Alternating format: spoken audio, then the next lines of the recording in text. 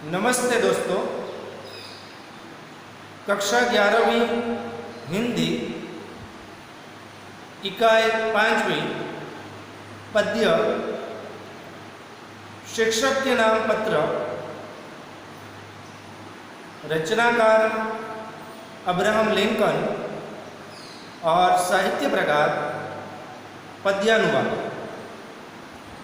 दोस्तों, अभी तक हमने ये देखा कि अब्राहम लिंकन अमेरिका के 16वें राष्ट्रपति थे।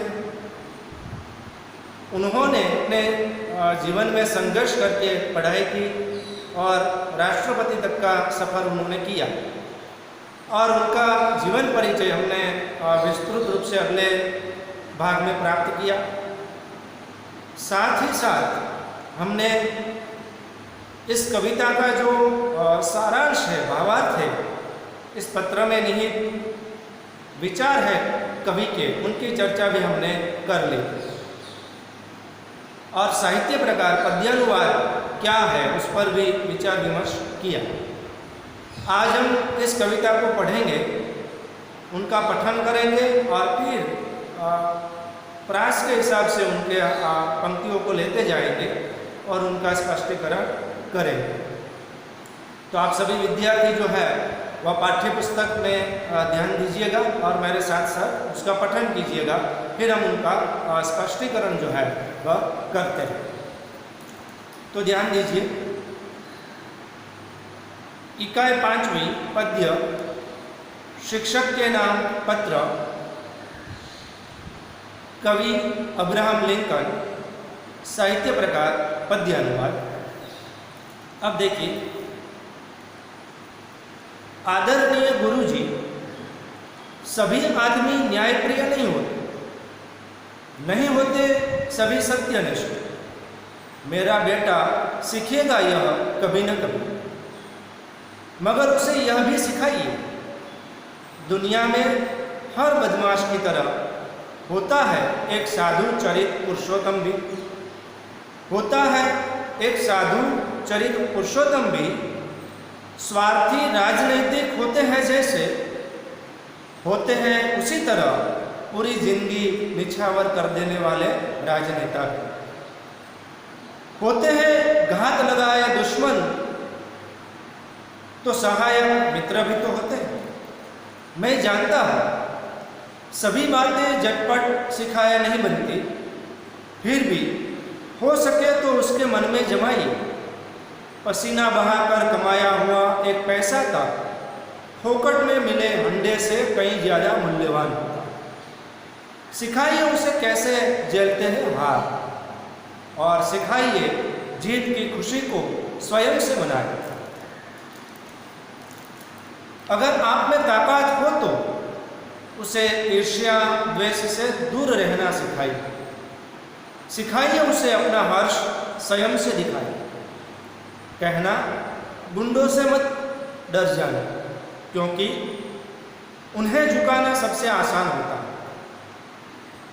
जितना बन पड़े दिखाया कीजिए उसे पुस्तक भंडार का अद्भुत वैभव, पर साथ ही साथ दीजिए उसके जी को जरा फुर्सत कि सृष्टि की वह सनातन सुंदरता महसूस कर पाए, देख पाए वह चिड़ियों की गगन उड़ान, सुनहली धूप में मंडराते भंवरे और हरी भरी ढलान पर झूमते नन्हे नन्हे फूल।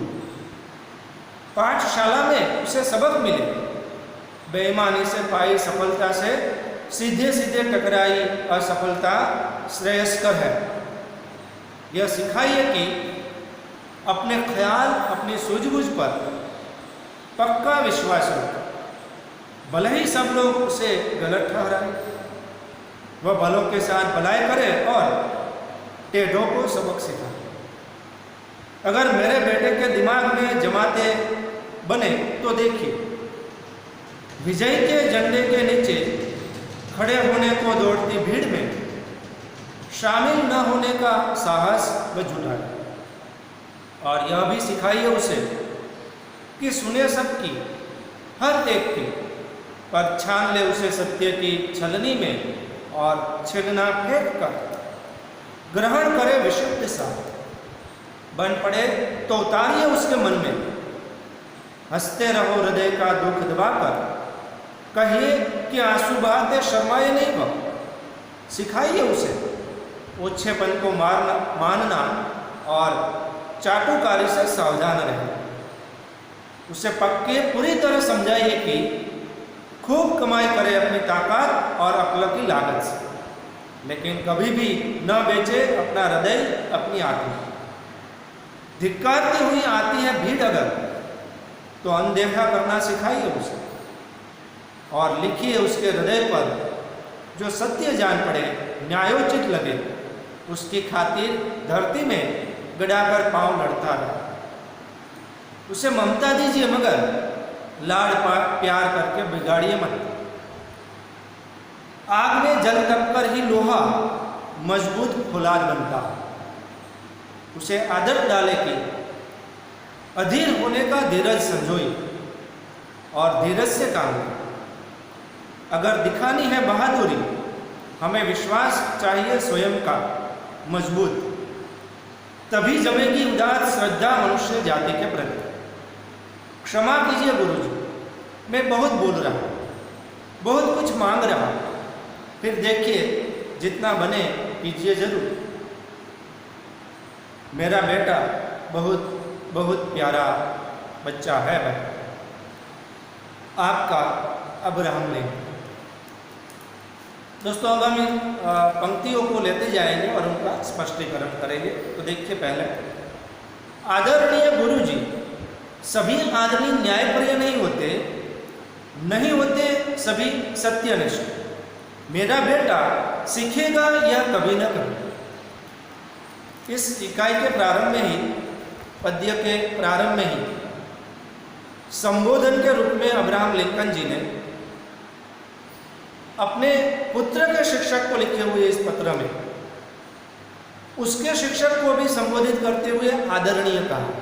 आदरणीय मतलब आदर के पात्र जो व्यक्ति है, मान के पात्र, सम्मान के पात्र जो व्यक्ति है, तो अपने पुत्र के शिक्षक को भी उन्होंने आदर दिया, क्योंकि उन पर उनके बच्चे के भविष्य की एक अच्छे इंसान होने की जिम्मेदारी है। उनके व्यक्तित्व का, चरित्र का घड़तर निर्माण एक शिक्षक के रूप में उन्हें ही करना। इसलिए प्रारंभ में ही उन्होंने आदरणीय शब्द का इस्तेमाल किया है कि आदरणीय गुरुजी, सभी आदमी न्यायप्रिय नहीं होते।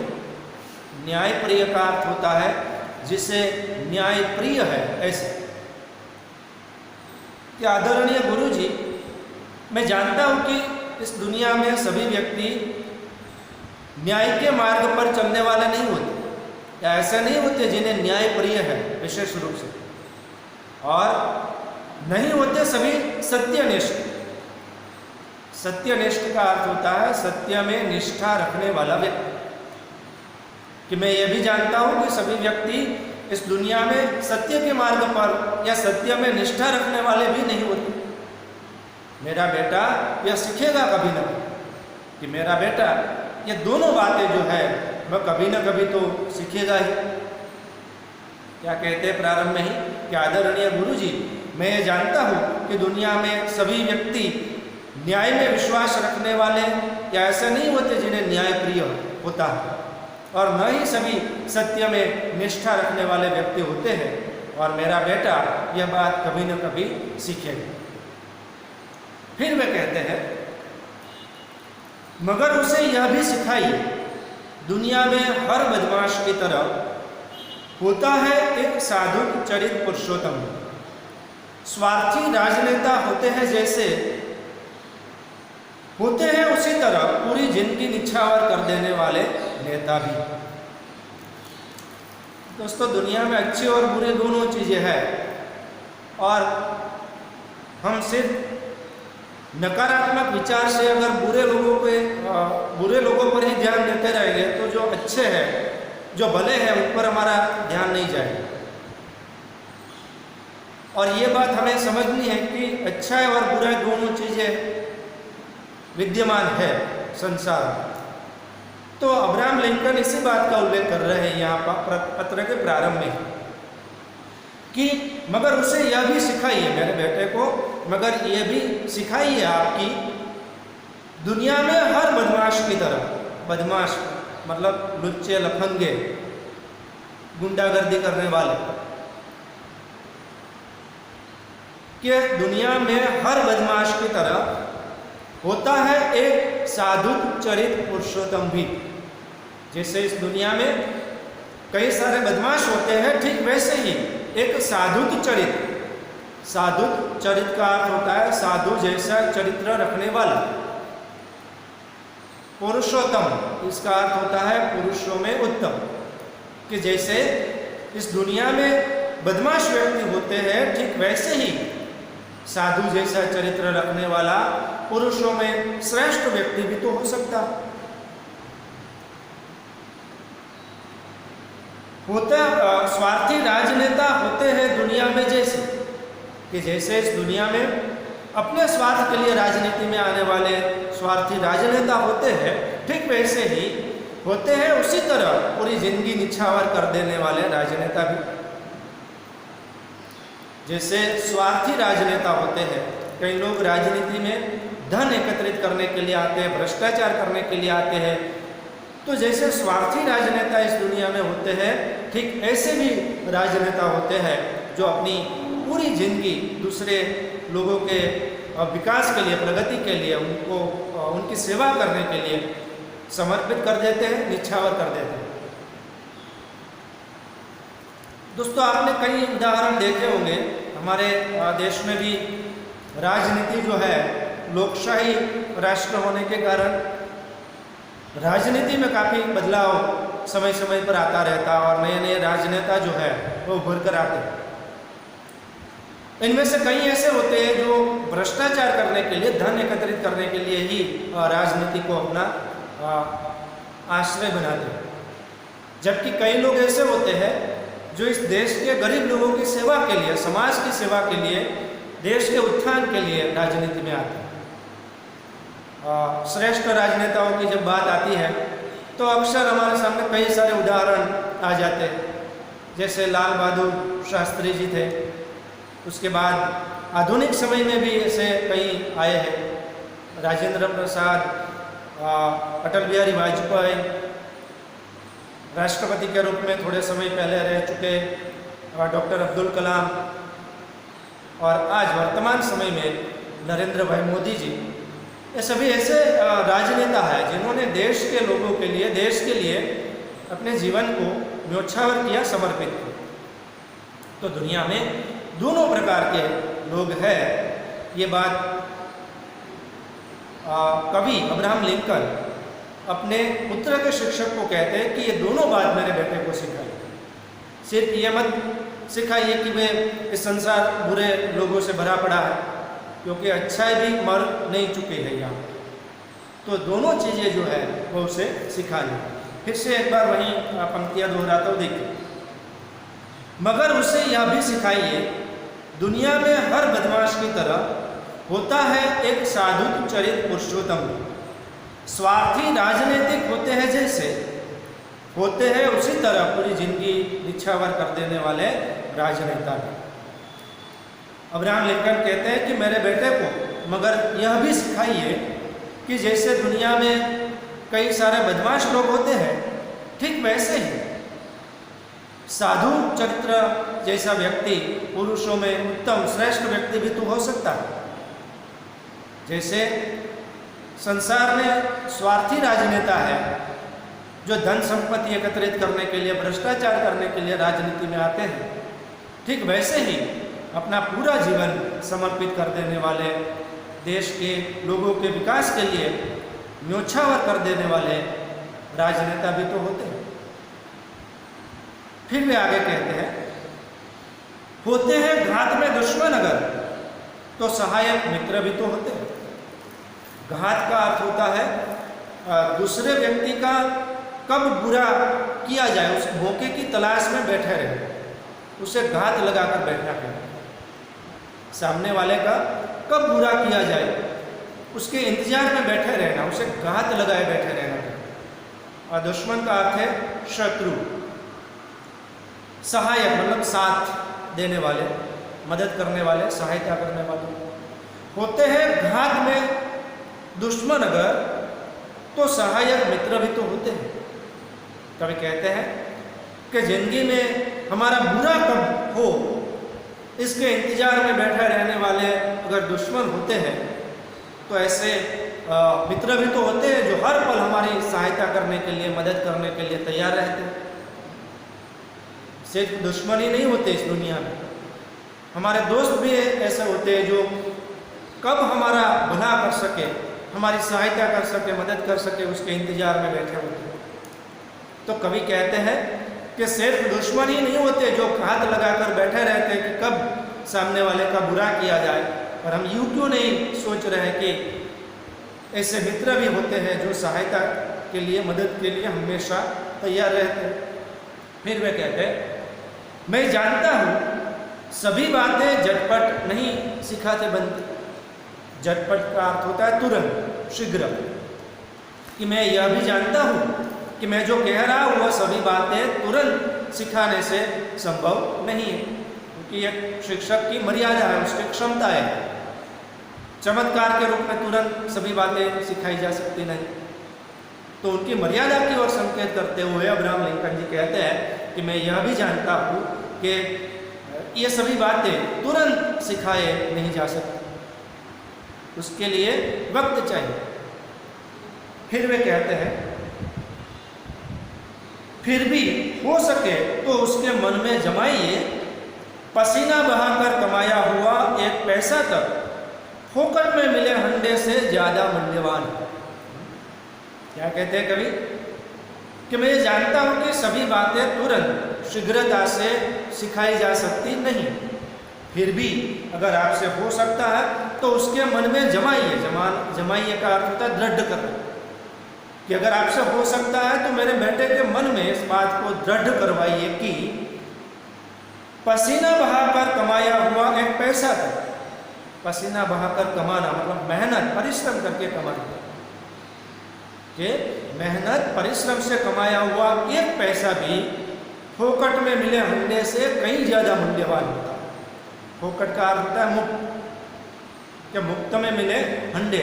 हंडे का अर्थ है सोने के गहने से भरा हुआ हंडा, घड़ा। तो परिश्रम करके कमाया हुआ एक पैसा मुफ्त में मिले ऐसे सोने गहने पैसों से भरे घड़े से कहीं ज्यादा मूल्यवान होता है, क्योंकि वह हमने खुद मेहनत से, परिश्रम से कमाया। तो कभी भी ये कहते कि मेरे बेटे को ये सिखाइए अगर आपसे हो सकता है तो, कि पसीना बहाकर कमाया हुआ एक पैसा मुफ्त में मिले सोने चांदी से भरे हुए घड़े से कहीं ज्यादा मूल्यवान होता है, कीमती होता है। फिर वे कहते हैं, सिखाइए उसे कैसे जलते हैं हाथ, और सिखाइए जीत की खुशी को स्वयं से मनाइए। कि मेरे बेटे को यह भी सिखाइए कि अगर उसे संघर्ष करके हार मिलती है, मेहनत करके भी हार मिलती है, तो वो उस हार को सहन करे, और सिखाइए जीत की खुशी को स्वयं से मनाए।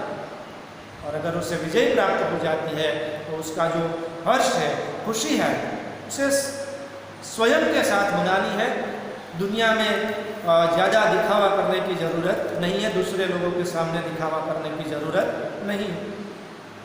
इतनी सुंदर बात कही कि अगर मेहनत करने के बाद, परिश्रम करने के बाद, संघर्ष करने के बाद भी हार मिलती है तो वह स्वीकार करना सीखे, और अगर विजय प्राप्त हो जाती है, जीत मिल जाती है, तो थोड़ा स्वयं रखकर वह उस प्रसन्नता को अभिव्यक्त करे, और स्वयं से ही उस खुशी को अभिव्यक्त करे। ज़्यादा दिखावा करने की ज़रूरत नहीं। फिर से एक बार ये प्रयास जो है मैं आपके सामने दोहरा देता हूँ। देखिए, होते हैं घात में दुश्मन अगर, तो सहायक मित्र भी तो होते हैं। मैं जानता हूँ सभी बातें झटपट नहीं सिखाते बनती, फिर भी हो सके तो उसके मन में जमाइए पसीना बहाकर कमाया हुआ एक पैसा था, फोकट में मिले हंडे से कहीं ज़्यादा मूल्यवान होता है। सिखाइए उसे कैसे जलते हैं हार, और सिखाइए जीत की खुशी को स्वयं से मनाए।